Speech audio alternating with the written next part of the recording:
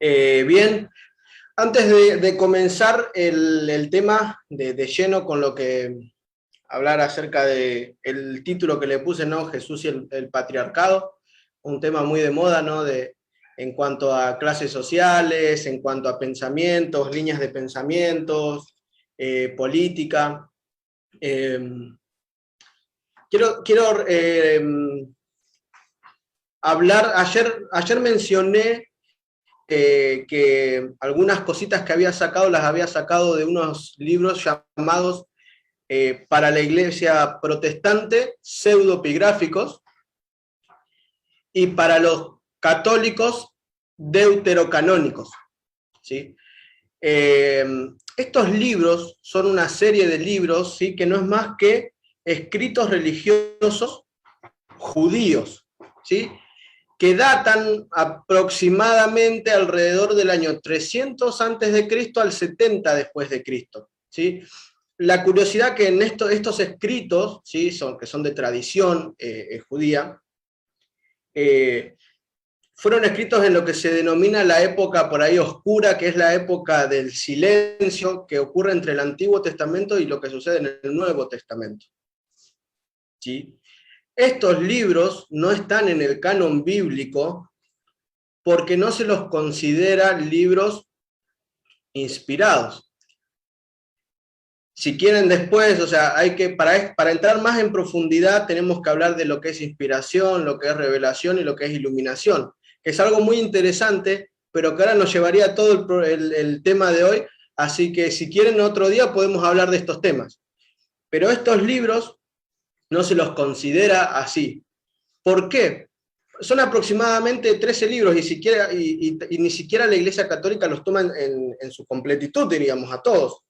Entonces, la diferencia es que estos libros no van en armonía con los principios encontrados en el canon bíblico en su totalidad.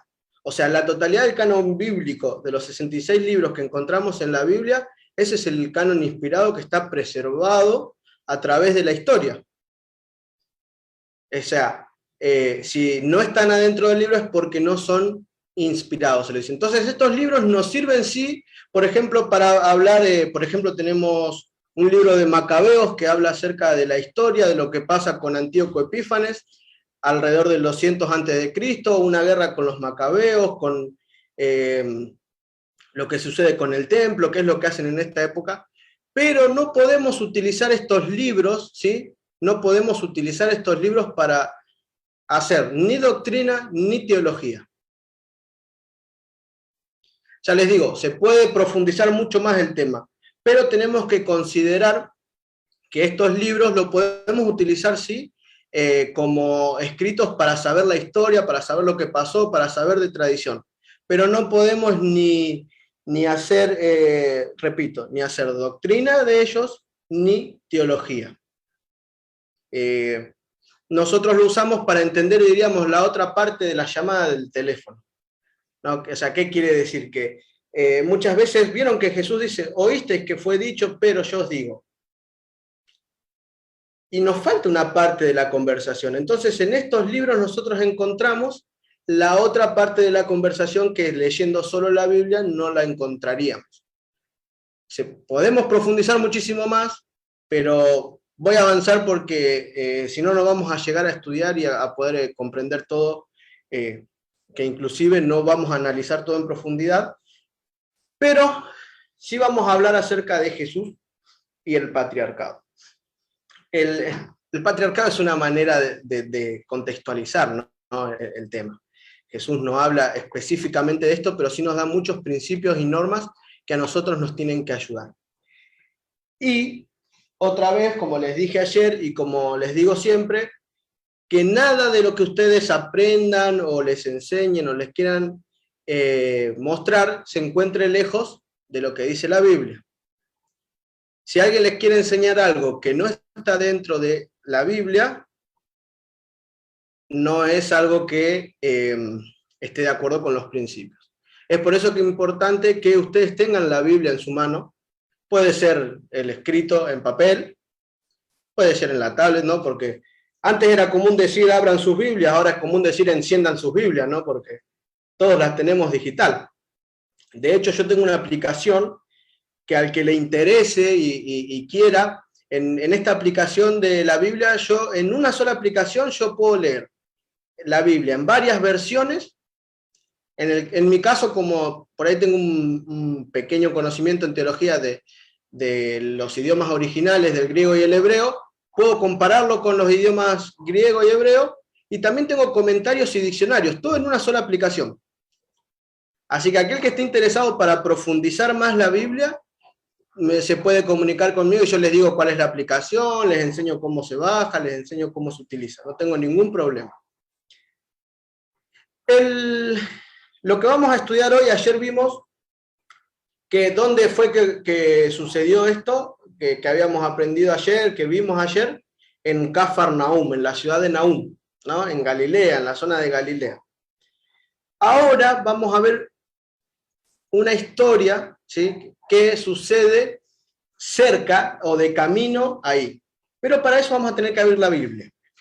Así que los invito a que abran sus Biblias en Juan, capítulo 4, y vamos a analizar hasta el versículo 42. Creo que la mayoría conoce, ¿no? La historia. Jesús y la mujer samaritana, ¿no? Pero para que podamos entender un poquito mejor, yo necesito hablarles de un poquito de historia. Necesito que aprendamos juntos algunos acontecimientos que acontecieron, sucesos que sucedieron en la historia, de por qué la realidad o de por qué llegaba a ser lo que... ¿por qué pasa lo que pasa? Acuérdense que ayer les dije en la Biblia, les dije que en la Biblia nada de lo que está escrito porque sí. Todo tiene su porqué y todo tiene su cumplimiento profético. ¿Sí? Bien. Entonces, para entender esta historia yo me tengo que remontar un poquito más de 700 años antes de lo que estaba pasando en aquel entonces. Voy a presentarles, voy a compartir pantalla.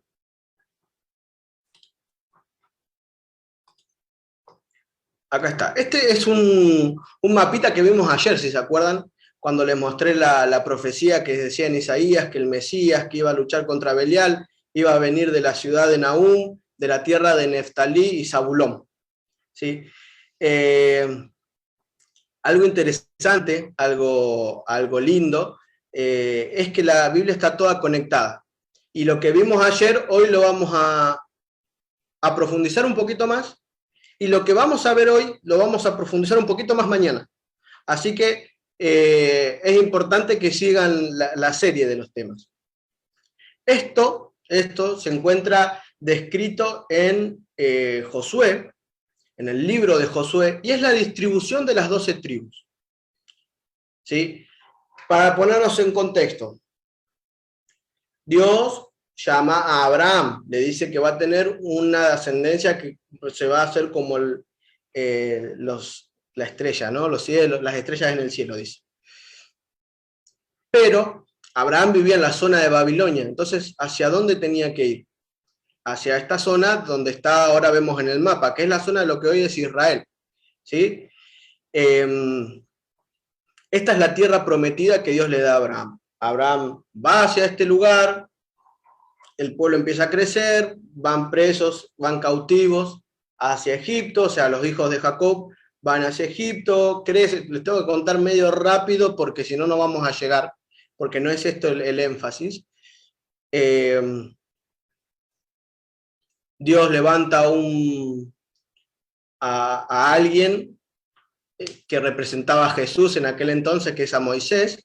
Dios lo levanta al libertador, y con Moisés, ustedes conocen la historia, sale gente de Egipto, cruzan el Mar Rojo, empiezan a conquistar el reino, y una vez que más o menos terminan de conquistar el reino, este es el reino que obtienen. Acá lo que vemos, a ver, le voy a poner el puntero. ¿Ustedes ven se ve el cursor? ¿Sí se ve el cursor? Ah, bien, entonces lo dejamos con el cursor. Yo quiero que nosotros analicemos algo interesante. Acá tenemos el Mar Muerto, acá sigue el río Jordán, y este es lo que se conoce como el Mar de Galilea, o lago de Genesaret, que en realidad se le dice mar, pero no es un mar, porque tiene las características de un lago. Entonces, cuando el pueblo de Dios empieza a conquistar la tierra prometida, Dios le da y le dice a Josué cómo empezar a dividirlos, y estas son las 12 tribus que están en el, cómo se distribuyen en la tierra prometida. Yo quiero que presten atención, porque acá está, por ejemplo, Siquem, esta es la zona de Jerusalén, ven, acá está Jerusalén, esta es la zona de Siquem, esta es la zona de Capernaum que vimos ayer. Fíjense que se mantiene a lo largo de la historia. Entonces, en esta situación, una vez que muere Josué, uno dice, bueno, buenísimo, el pueblo se va a mantener firme. Empieza una sucesión de jueces. Ahí está Sansón, encontramos a Yael, una mujer, encontramos a Gedeón. Es cuando el pueblo de Dios empieza a hacer las cosas como él quiere, ¿no? Y hay altibajos, hay altibajos. La religión judía es una constante montaña rusa. Entonces pecaban, Dios mandaba a un juez y se volvía. Hasta que vieron que los demás vecinos tenían reyes, entonces dijeron, nosotros también queremos un rey. Entonces, Dios les da, bueno, les dice, no es mi voluntad que ustedes tengan un rey, pero se los voy a dar. Entonces, fíjense algo interesante, que estas 12 tribus empiezan a ser gobernadas por un rey, que el primer rey fue Saúl, ¿sí? Después fue David, y luego vino su hijo Salomón. Con Salomón se termina esta distribución y el pueblo de Israel así completo. ¿Sí? Esto es importante que ustedes entiendan, porque a partir de la muerte de Salomón, el reino de Israel, las 12 tribus por completo, se dividen en dos. ¿Sí? De las 12 tribus, 10 quedan al norte y solo 2 quedan al sur. Las 2 que quedan al sur son Benjamín y Judá. ¿Y por qué es importante entender esto? Porque fíjense que Jerusalén se encuentra acá, a donde está el puntero, y Samaria se encuentra en esta zona. ¿Y eso ustedes lo pueden encontrar en Primera de Reyes 12. En el libro de Reyes se encuentra la división, por qué se hizo. Pasa que Salomón empezó haciendo las cosas bien, pero no terminó haciendo las cosas bien. Se convirtió en un rey tirano. Y si bien hizo un templo esplendoroso, empezó a emocionarse y empezó a construir y hacer y hacer y hacer. Y eso había que mantenerlo. Entonces empezó a cobrar impuestos y empezó a generar conflicto con el pueblo, y Salomón se alejó de Dios. Al final volvió, pero se alejó de Dios, y esto generó una ruptura. Una parte le pidió a Salomón, esto ustedes después lo pueden leer en Primera de Reyes 12, yo no lo puedo detallar, pero lo que pasó fue que era tan excesiva la cantidad de impuestos que el imperio que no podían vivir. Entonces le dicen a Roboam, que era el hijo de Salomón, que por favor les baje los impuestos, pero Roboam, mal aconsejado, decide al revés, subirle los impuestos para mostrar quién mandaba. Entonces se genera esta ruptura en el pueblo de Israel. Fíjense que un pueblo escogido, un pueblo que venía de ser esclavo, un pueblo que venía de haber vivido grandes milagros y grandes conquistas, empieza a alejarse cada vez más de Dios. ¿Qué es lo interesante? Que la parte de abajo, Judá y Benjamín, o sea, es la parte del sur. En la parte del norte queda a cargo de Jeroboam. Jeroboam era un sirviente de David, de Salomón. Roboam era el hijo de David. La parte del sur, Judá, es la parte, es el único, o sea, Judá se mantiene fiel a los principios de la Biblia en cuanto a que el rey tenía que venir del linaje de David. ¿Sí? La parte del sur es la que se mantiene fiel. O sea que si Judá, la parte de abajo, esa tribu no se mantenía firme junto con Benjamín, el linaje se hubiese perdido y quizás el Mesías no podría haber venido. Fíjense lo crítico que es la historia, no solo para ellos, porque donde se perdía el linaje del Mesías, toda la tierra no iba a poder ser restaurada, y Satanás hubiese ganado. Imagínense si no es importante esto que le estoy diciendo. Entonces la parte del norte, comandada por Jeroboam, empieza a decir, bueno, al norte tenemos a Siria, vamos a hacer algo, vamos a empezar a mezclar el culto. Vamos a empezar a mezclar el culto a Jehová con una adoración egipcia. Entonces, la parte del norte, que se llamaba Israel, porque eran 10 tribus, empiezan a realizar cultos que no agradan a Dios. Empiezan a mezclar lo que Dios le había dicho con las religiones circundantes de la zona, ¿no? Entonces, la mayoría del tiempo en el que se mantiene esta parte de Israel es considerada en gran parte apostasía, o sea, hacer lo que Dios no quería que hagan. Fíjense qué importante entender esto, porque en ese lugar estaba Samaria.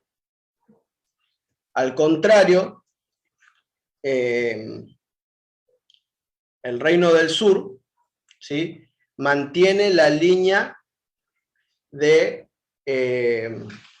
lo que fue los principios estos claves, ¿no?, de la presencia del Mesías. Esto es hasta que es conquistado Israel es conquistado por Asiria. Entonces, ¿qué dicen los asirios? Asiria era una potencia, que no es lo mismo que Siria, es así. Entonces dice, bueno, vamos a hacer algo. Como conquistamos Israel, ellos tenían una estrategia que decían, bueno, para debilitarlos, lo que vamos a hacer es vamos a llevar hombres de Babilonia, de las ciudades del norte, de todo lo que era la antigua Mesopotamia, diríamos, lo que era el antiguo Cercano Oriente, para que se acuesten con las mujeres y empiecen a construir unos nuevos dioses, unos nuevos cultos. Entonces vamos a deformar más, así el pueblo deja de ser tan importante como es. Fíjense cómo se empieza a desvirtuar el plan que Dios tenía para cada pueblo. Entonces, de esta manera, los samaritanos cada vez comienzan a ser más paganos. La historia de Jezabel, que la podemos encontrar en Samuel, en Reyes, que era la esposa de Acab, introdujo el culto a Baal. Entonces, si se acuerdan, Josué, Moisés, estuvieron luchando seriamente contra Baal, y ahora la propia reina lo introduce. No solo ese, sino también el culto a Asera, que bueno, el culto a Asera es algo completamente distinto a lo que Dios quiere. Eso lo pueden investigar, no se los voy a decir porque si no, no vamos a llegar. Y en ese contexto de apostasía, de rebelión, de no hacemos lo que Dios quiere, Dios llama, por ejemplo, a Elías y a Eliseo. Elías y Eliseo trabajan en Samaria. ¿Sí? ¿Me van siguiendo? ¿Vamos uniendo clavos? ¿Sí?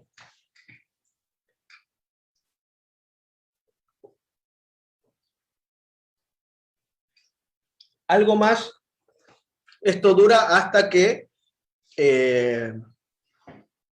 Nabopolassar, el papá de Nabucodonosor, conquista el imperio y son llevados cautivos a Babilonia. ¿Sí?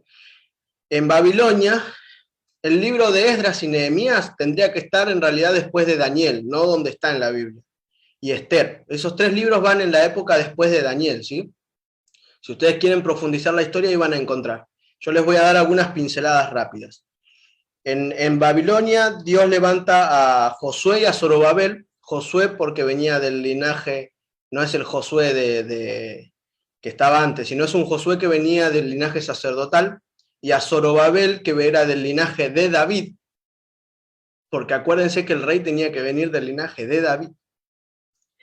Y empieza la deportación de Babilonia hacia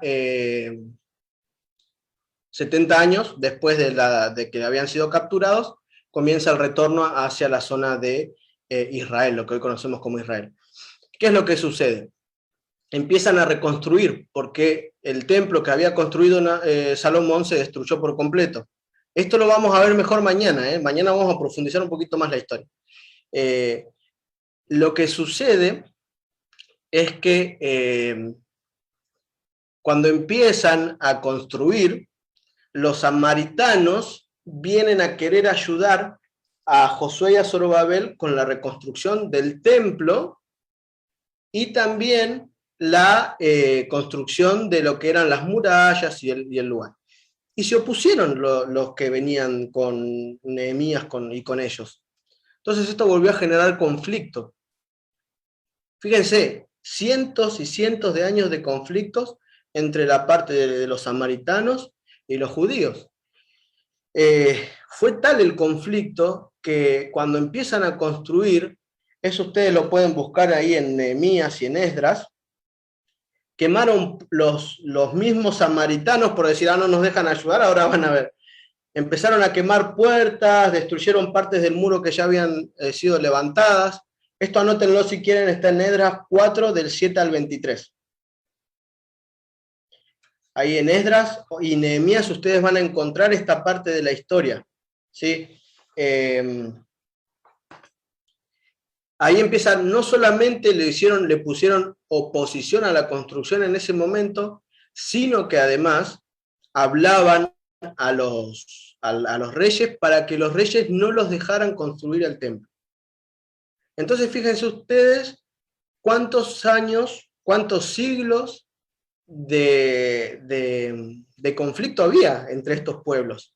No era algo que se había hecho de la noche a la mañana.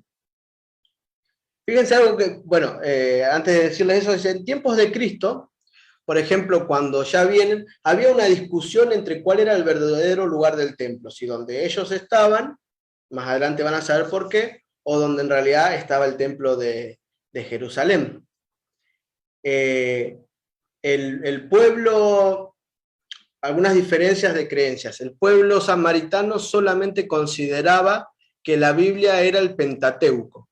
Pentateuco, penta de 5, Génesis, Éxodo, Levítico, Números y Deuteronomio.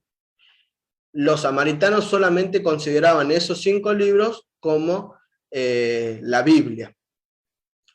El pueblo judío consideraba el Antiguo Testamento en su completitud, ¿sí? Pentateuco, libros históricos, libros proféticos y libros poéticos, profetas mayores y profetas menores. Diferencias que lo hacían. Las creencias, obviamente, al tener tanta influencia externa, lo podríamos decir que los samaritanos eran religiosos liberales. Y por la historia del pueblo judío, o sea, de la tribu de Judá, de la parte de abajo del reino, podríamos decir que ellos eran cristianos, bueno, no cristianos porque no creían en Cristo, pero eran religiosos ortodoxos, ¿sí? Conservadores abajo, liberales arriba. Esto eran cosas que los dividían a ellos. Y en este bagaje de historia, en este bagaje de conflictos, aparece Jesús. Se dan cuenta que no es algo, que Jesús no viene a romper con estereotipos así nomás.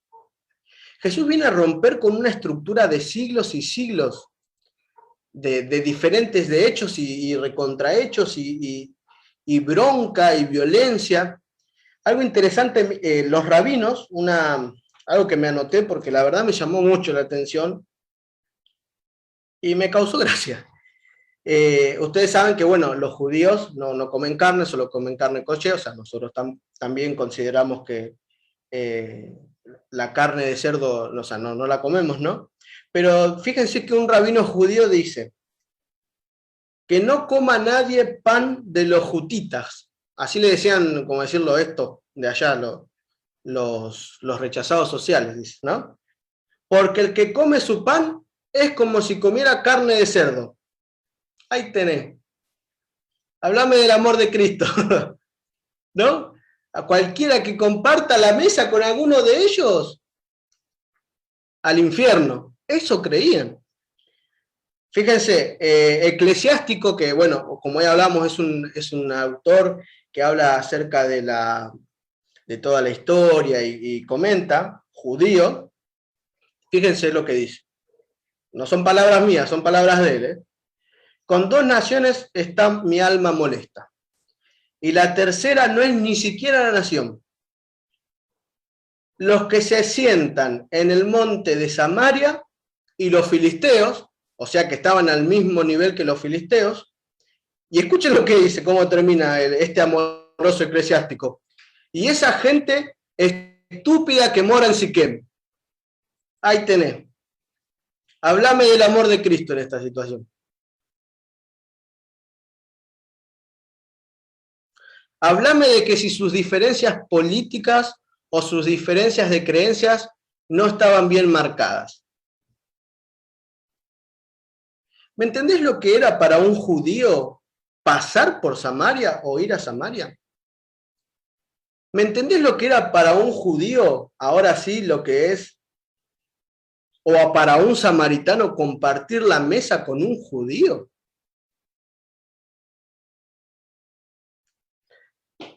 Algo más interesante. Fíjense, vamos a la Biblia. Ahora sí vamos a ir bien a la Biblia porque vamos a analizar bien y algunas cositas que yo quiero que ustedes vean y que compartamos juntos. A ver, el capítulo 4 dice el versículo 1.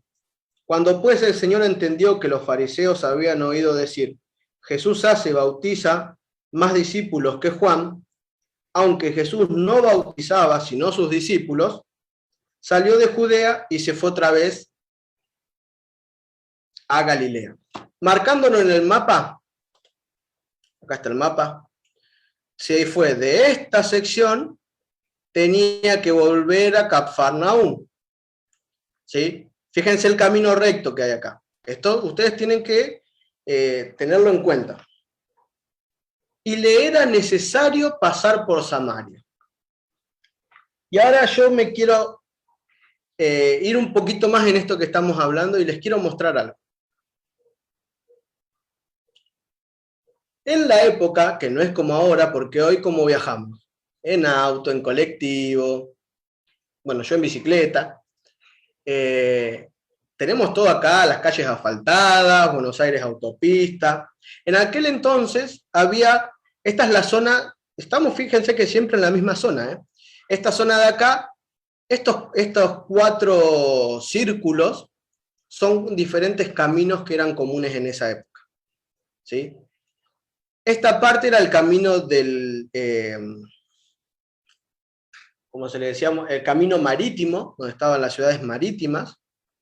Este camino era el camino de montañoso, porque ahora lo vamos a ver. Este camino era el más concurrido, que era el camino del valle. Este que era el camino del valle, y esta era una zona montañosa. Entonces, ¿saben ustedes qué hacían los judíos para ir desde Galilea hasta Judá, la zona de Judá? Tenían que agarrar, y acá donde estoy yo, tenían que desviarse, entrar por Jericó, hacer el camino del valle y volver a subir. ¿Y por qué les explico esto? Porque no era una zona chata. Donde Jesús se crió, donde Jesús formó su ministerio, donde envió a los discípulos, no era una zona plana. Yo quiero que ustedes vean esto.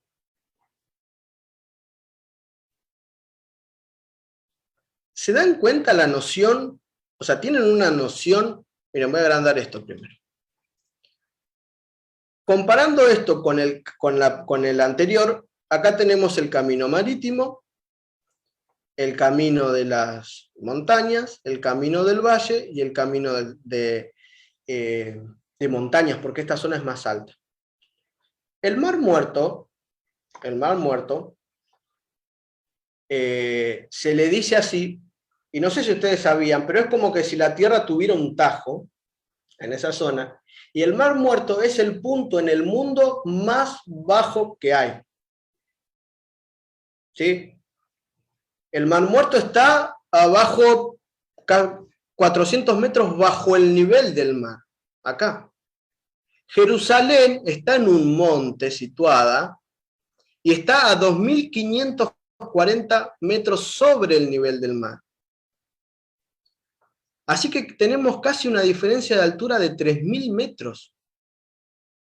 Entonces fíjense que los judíos preferían bajar la montaña, caminar por el valle y después volver a subir. Un viaje que duraba 3, 4 días, lo hacían en 10, solamente porque no se bancaban a los vecinos.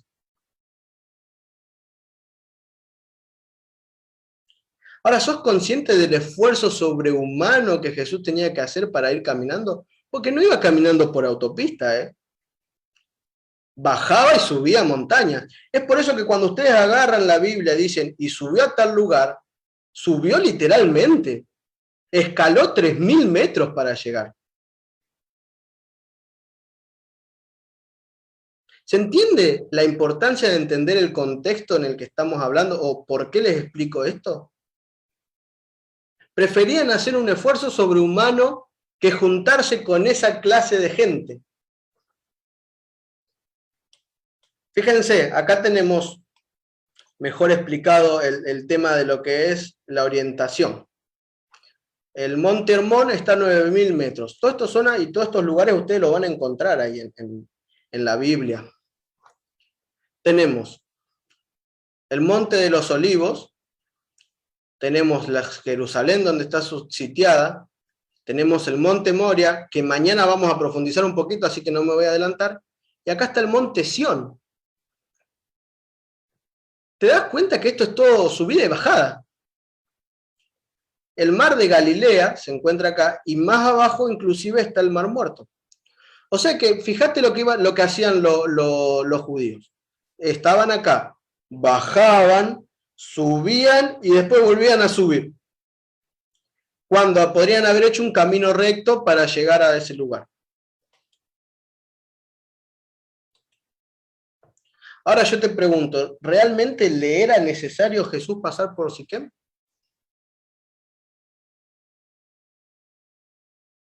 Las rutas estaban trazadas. Volvemos a las rutas. Este camino no se hacía. Era tanta vamos a decirlo, ¿verdad? Era tanto el asco que se tenían porque estos pensaban diferentes que estos otros, que preferían caminar el triple, gastar más plata. Así somos, ¿no?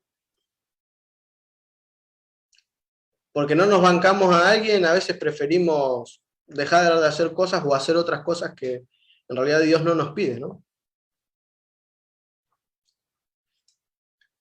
Entonces dice el versículo 5, vino pues a una ciudad de Samaria llamada Sicar, junto a la heredad de Jacob, que Jacob dio a su hijo, José. Y estaba allí el pozo de Jacob. Entonces Jesús, cansado del camino, se sentó y estuvo ahí junto al pozo, y era como la hora sexta. Una plaquita más quiero que veamos y después vamos de lleno bien al texto en el poquito tiempo que nos queda. Esto es Siquem o Sicar. Dios no elige las cosas porque sí. A ver, Dios se encuentra con una mujer, eso lo voy a decir bien después, en el mismo lugar. Fíjense, tienen los versículos que apoyan lo que yo les digo, ¿no? En ese mismo lugar donde Dios se encuentra con esta mujer, era la tierra prometida que Dios le dio a Abraham.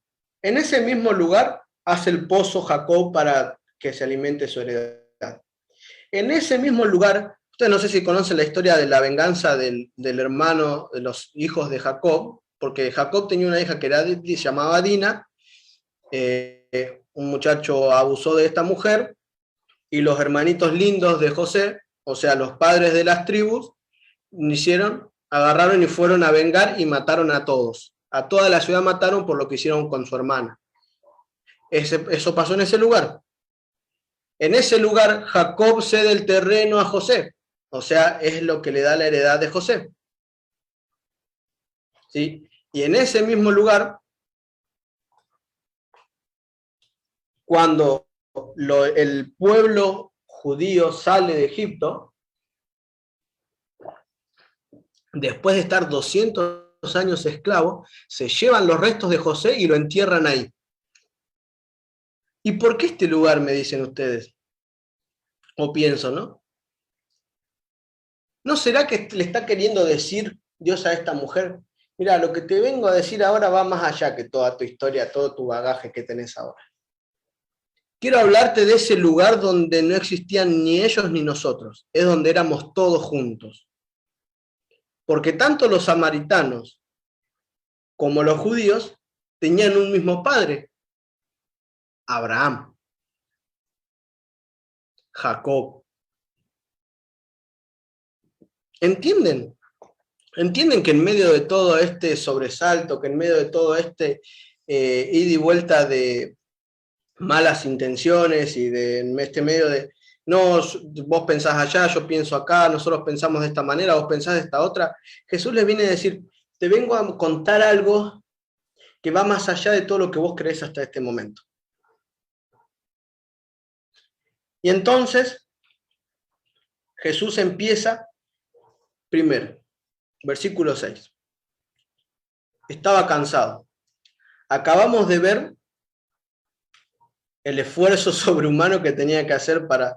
Y nosotros cuántas veces, porque no queremos salir porque la cama está calentita, preferimos quedarnos en casa, ¿no? O porque no tengo ganas de caminar 5 o 10 cuadras, prefiero quedarme en casa. Y Jesús tenía que subir, escalar, bajar, no importaba si llovía, no llovía. Aparte, el esfuerzo sobrehumano no es lo mismo hablarle del reino a una persona que vive en el valle que a una persona que vivía en la montaña.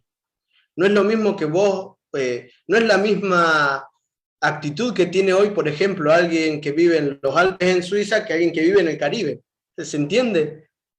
Dios tiene que hacer un esfuerzo sobrehumano porque tiene que hablar con todas diferentes clases de caracteres, con todas diferentes clases de personas, con todas diferentes clases de pensamientos, y Él tiene que venir a implantar algo que no se conocía. Entonces, fíjate que empieza a hablar con una mujer. A las 12 del mediodía, dice la hora sexta el versículo, ¿no?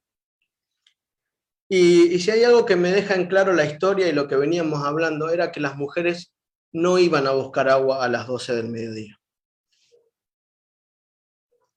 Aparte, vos ponete a pensar que Jesús se tomó el trabajo no solo de viajar hasta allá, sino de más o menos calcular el tiempo para llegar al mediodía, porque sabía que esa mujer estaba al mediodía.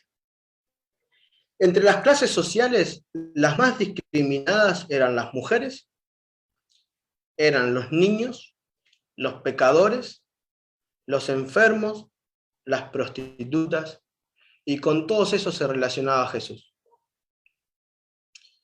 Entonces esta mujer, que no solamente era discriminada por ser mujer, dentro de su grupo social era discriminada por su pasado. ¿Por qué no iba a la mañana con todas las otras mujeres a buscar el agua? ¿Por qué esperaba la peor hora del mediodía con el peor sol a ir a buscar agua? Y porque sabía que no iba a haber nadie ahí. Y con esta mujer discriminada entre las discriminadas, Dios entabla una charla. Ustedes saben que, o sea, las mujeres eran en serio, o sea, en ese momento solamente podrían, suena feo decirlo, ¿no? Pero servían si podían tener hijos solamente. Y en este contexto hipermachista, Jesús viene a romper con todas las estructuras que tenían en su cabeza. ¿Se entiende lo difícil que fue para Jesús?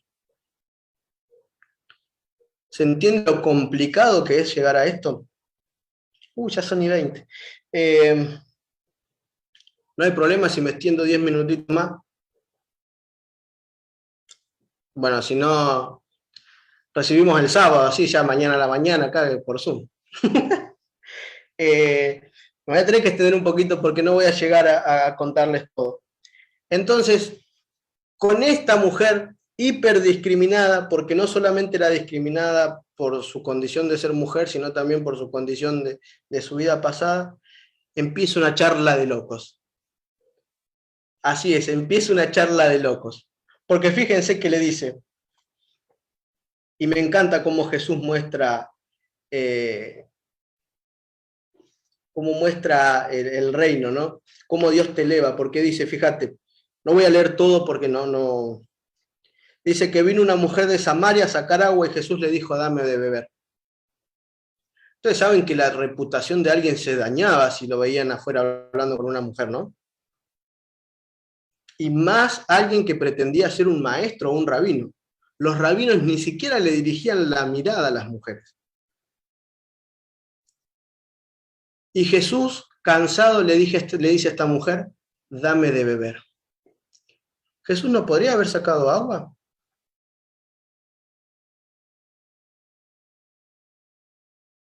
Jesús no podría haber agarrado algo de uno de los cántaros que estaban ahí y haber dicho, bueno, tomo agua y después hablo con esta mujer. ¿Por qué le dice dame de beber? Estaba queriendo hacer a esa mujer sentir útil. Jesús le estaba diciendo, mira, todo lo que te voy a contar ahora, yo necesito que vos estés para que formes parte de mi plan. Entonces le dice la mujer, ¿cómo tú siendo un judío me pides a mí de beber, que soy una mujer y samaritana? Porque judíos y samaritanos no se tratan entre sí. Y ya vimos recién el problema, la diferencia que había, cultural, social.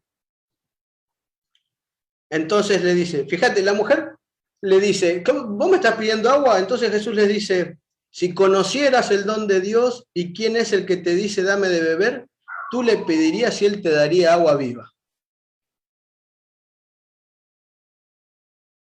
¿Qué tiene que ver lo que le dice Jesús con lo que le dice la mujer? Señor, no tengo agua. Pero yo sé, tenés, si conocieras el don de Dios, le dice, ¿no? Entonces la mujer le dice, primero ahora un judío, y ahora le dice, Señor, si no tenés de dónde sacarla, entonces ¿de dónde tenés agua viva? ¿Acaso tú eres mayor que nuestro padre Jacob? Y te das cuenta que el lugar sí importa, porque la mujer tenía en cuenta el lugar a donde ella estaba y todo lo que había pasado. Nosotros muchas veces no, pero en ese entonces sí. ¿De dónde tienes agua de viva, no? Agua viva, perdón. Entonces le respondió, cualquiera que bebiere de esta agua volverá a tener sed, mas el que bebiere del agua que yo le daré no tendrá sed jamás, sino que el agua que yo le daré será en él una fuente de agua que sale para vida eterna. Podríamos analizar cada versículo y no terminar más, pero voy a ir adelantado para no perder el tiempo. Entonces dice que la mujer le dijo, Señor, dame esa agua para que yo no tenga sed ni venga aquí a sacarla. Entonces le dijo Jesús, llama a tu marido y ven acá. ¿Te das cuenta que Jesús no desconocía el pasado de esta mujer? ¿Vos te das cuenta que en esta situación Dios no estaba desprevenido del bagaje de problemas, del bagaje de malas decisiones, del bagaje de luchas que tenía esta mujer? Entonces dice que la mujer le dijo, no tengo marido. Y entonces le dice, no es tu marido, bien has dicho, no tengo marido, porque 5 maridos has tenido y el que ahora tienes no es tu marido. Entonces le dijo la mujer, Señor, tú eres profeta. Nuestros padres adoraron en este monte y vosotros decís que en Jerusalén es el lugar donde se debe adorar. ¿Se dan cuenta de esa lucha que hablábamos hoy? Y fíjense cómo en una conversación de locos donde Jesús no le dice a la mujer lo que ella espera escuchar, esta mujer empieza a comprender el plan que Dios tenía preparado para este pueblo, para este mundo. Empezó diciéndole un judío, Luego pasó a decirle Señor, y ahora le dice profeta. ¿Vieron cómo va progresando y cómo se va a medida que tiene una relación, una charla con Jesús? Su conocimiento de Jesús va creciendo. Entonces Jesús le dijo, mujer, créeme. Y esta es una parte hermosa, porque le dice que la hora viene cuando ni en este monte ni en Jerusalén adoraréis al Padre. Vosotros adoráis lo que no sabéis. Nosotros, los judíos, adoramos lo que sabemos, porque la salvación viene de los judíos. ¿Te das cuenta que un día cualquiera, al mediodía, en pleno rayo del sol, en el medio del campo, Dios se le está revelando a una mujer?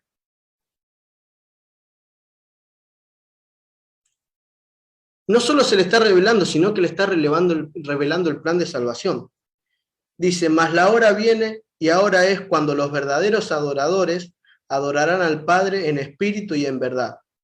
Porque también el Padre, tales adoradores busca que le adoren.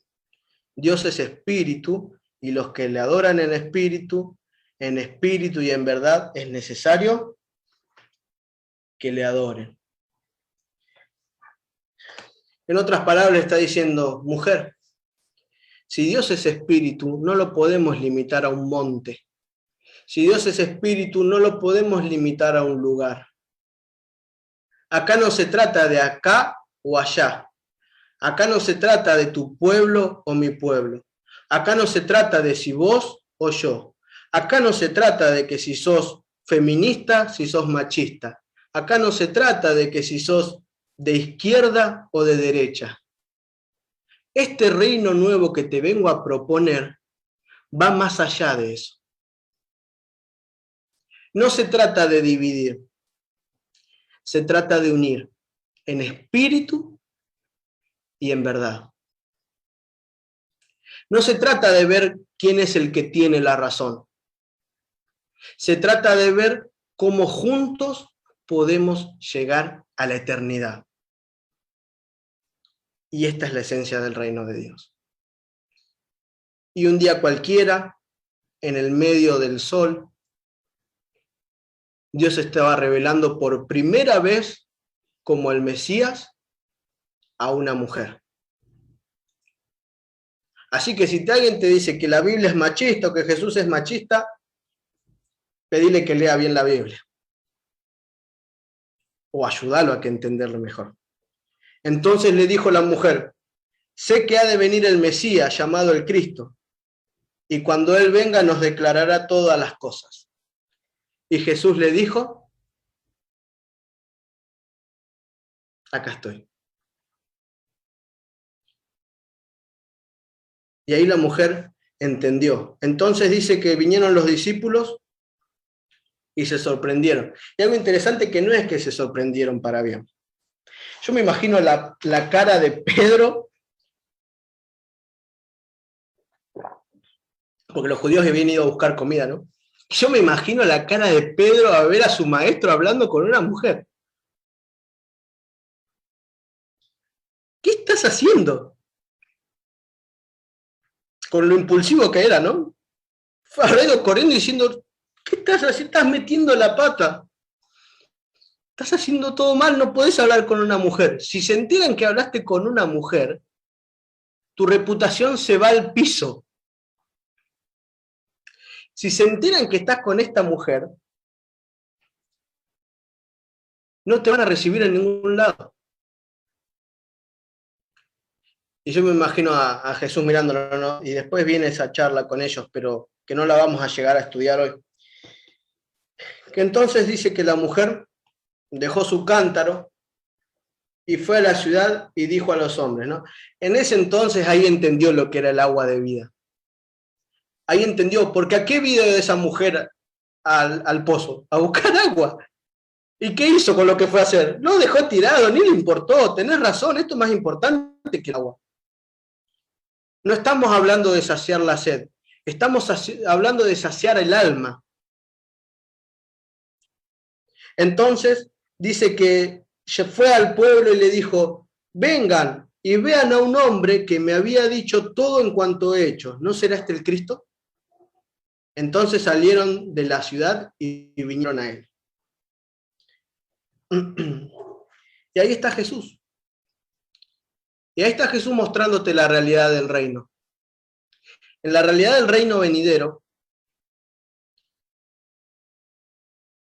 no hay diferencias por pensamientos sociales. No hay diferencias por políticas. Y Jesús elige a los peores, entiéndame, no son los peores en realidad, o sea, son los más desdichados para avergonzar a los más sabios. Y Jesús viene a instalar este reino del revés. Donde acá no importa si vos creés en el neoliberalismo, en el peronismo, en el kirchnerismo, si estás a favor del aborto o en contra del aborto. A ver, yo no estoy hablando de política, sino estoy hablando de ideas y pensamientos. Acá eso no importa. Cuando el reino se instaura, lo que importa es la unidad.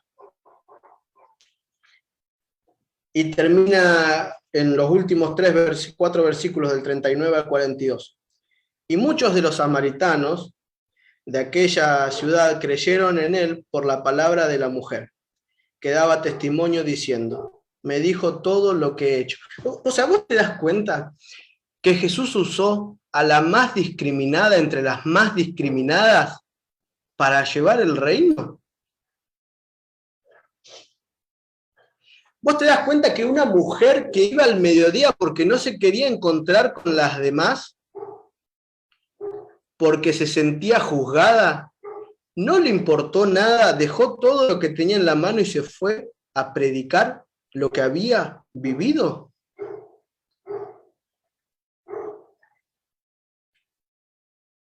¿Entendés la magnitud de lo que quiere hacer Dios en tu vida?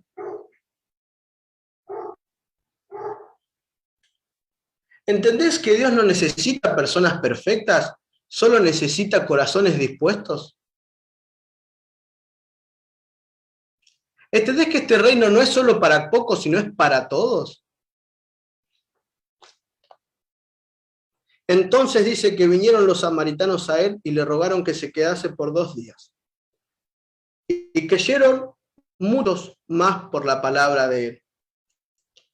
Y le decían a la mujer, y esta parte es hermosa,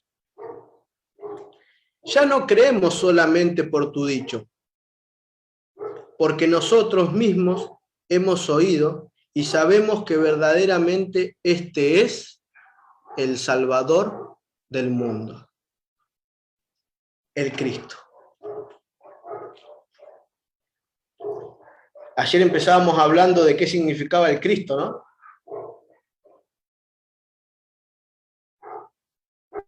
El Mesías, el ungido.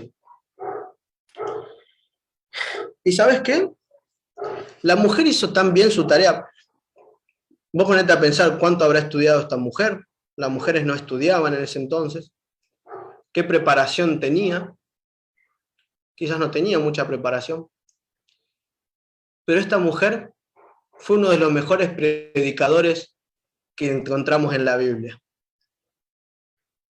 La cantidad de gente que trajo esta mujer a los pies del Salvador no lo podemos contar. Y es más, Jesús no hizo ni un solo milagro en Samaria esa vez. Y todos los que se convirtieron no se convirtieron porque vieron el poder que tenía Dios como exorcista, como sanador, como hacedor de milagros. Toda esa gente se convenció por el testimonio de una vida transformada de una de las personas más marginadas de la sociedad.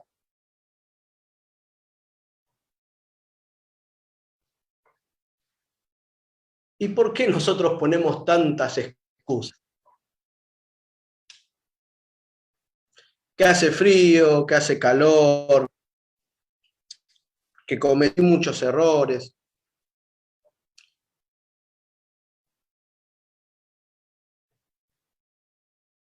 No sé qué estamos esperando, la verdad.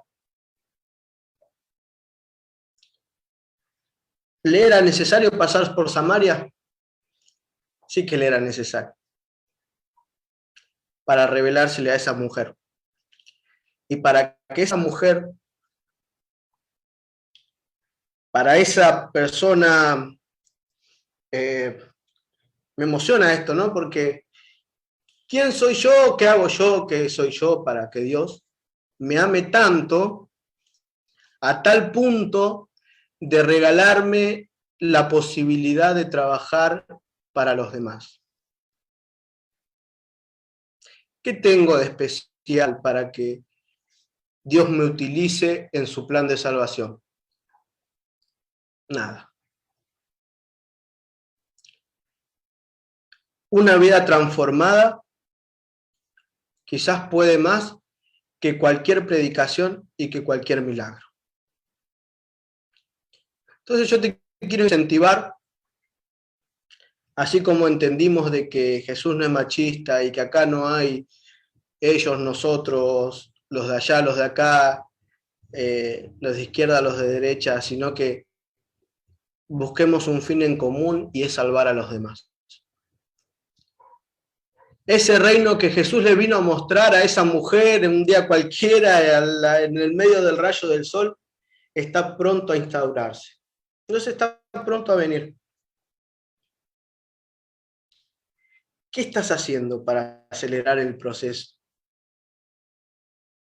Vos fíjate que la mujer le alcanzó un encuentro personal con Jesús para dejar su vida a un lado, dejar lo que estaba haciendo y trabajar por Dios.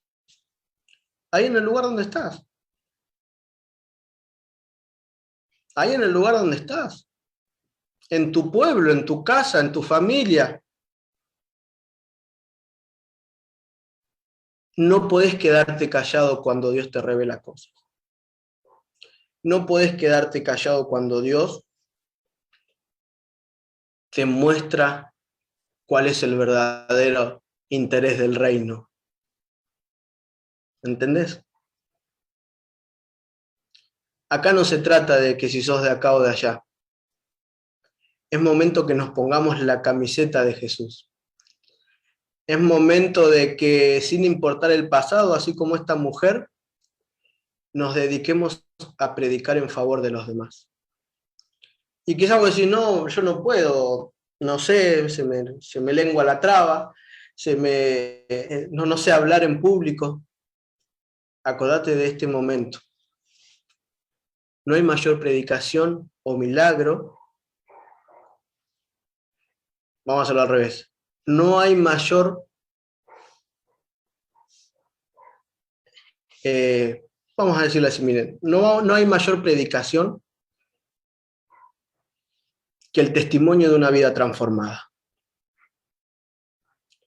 Dios no necesita puros oradores. Dios te necesita a vos, mujer, hombre, seas de derecha, seas de izquierda, tengas alguna ideología en particular. Es momento que dejemos de pensar en este mundo y alineemos nuestra vida a los pensamientos divinos. Es hoy el momento de trabajar.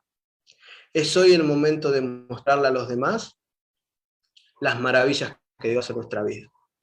Y Dios no discriminó ni marginó a nadie. Así que nosotros no somos quienes tampoco para ni discriminar ni marginar a nadie. Es momento de trabajar. No podemos perder más tiempo. Eso es algo que me queda en esta historia. Mañana vamos a analizar un poquito más, porque en el capítulo que sigue, el plan del reino que Dios está mostrando cada vez se está haciendo más fuerte. Y la gente empieza a reaccionar y no reacciona bien. Jesús vuelve de Samaria y se encuentra en el templo con un paralítico. Y Jesús empieza a hacer desastre. Y esta es la parte linda, porque empieza a ser lío. Y empieza a ir en contra de estructuras y en contra de leyes y en contra de cosas establecidas que no eran la que Dios quería. Vamos para terminar. Padre Dios nuestro que estás en los cielos, te damos gracias porque viniste a este mundo, aunque no lo merecíamos, te necesitamos. Señor, sabemos que en nuestra vida quizás no tomamos las mejores decisiones o nos alejamos o tuvimos problemas, quizás no por nuestra culpa, pero estamos sufriendo algo. Señor, ayúdanos a vivir el reino que tienes preparado para nosotros hoy. Ayúdanos a ser instrumentos en las manos del gran Maestro. Ayúdanos a poder prepararnos para que cada día podamos amarte un poco más. Ayúdanos a progresar en el conocimiento que tenemos sobre ti. Ayúdanos a ver a los demás como tú los ves y no como nosotros. Personas que potenciales residentes de la tierra nueva. Ayúdanos a trabajar en favor de los demás en lo que podamos. Nos ponemos en tus manos de amor, en el nombre de Jesús. Amén.